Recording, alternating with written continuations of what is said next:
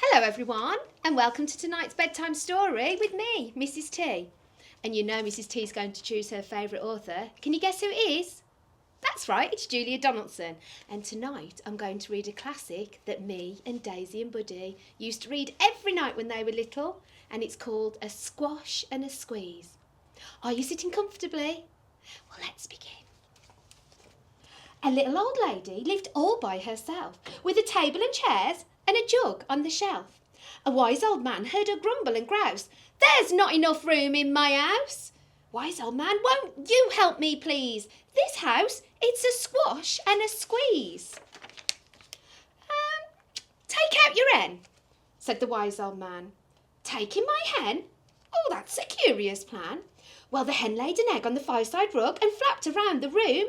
It only knocked over a jug. The little old lady cried, "Oh, what shall I do? It was pokey for one, and now it's teeny for two. My nose, it's got a little tickle, and there's no room to sneeze. My house is a squash and a squeeze." And she said, "Wise old man, won't you help me, please? My house is a squash and a squeeze." Oh, I know, taking your goat," said the wise old man. "Taking my goat? What a curious plan." Well, the goat chewed the curtains and trod on the egg, then sat down to nibble the old table leg. The little old lady cried, "Oh, glory be! It was teeny for two, now it's titchy for three. The hen pecks the goat and the goat's got fleas. My house, it's a squash and a squeeze." And she said, "Wise old man, won't you help me, please? My house is a squash and a squeeze." I know, taking your pig." "Oh," said the wise old man, "taking my pig? What a curious plan." So she took in her pig. It kept chasing the hen and raiding the larder again and again. The little old lady cried, "Stop, I implore.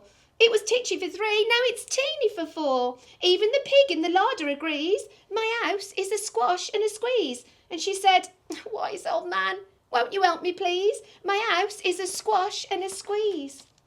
"Taking your cow," said the wise old man. "Taking my cow? What a curious plan." Well, the cow took one look and charged straight at the pig, then jumped on the table, and it only tapped out a jig. The little old lady cried, "Oh, heavens alive!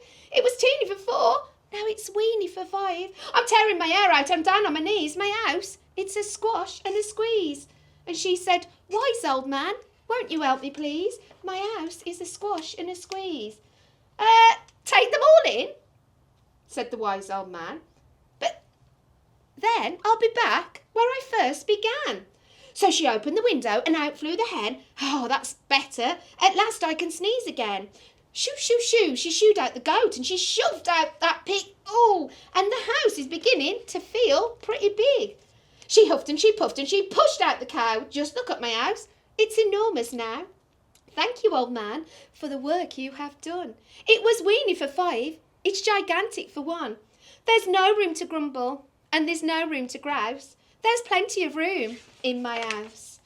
And now she's full of frolics and fiddly-dees. It isn't a squash and it isn't a squeeze.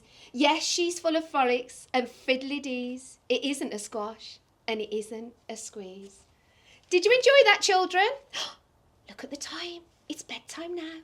Go and brush your teeth. Sweet dreams. Wise old man,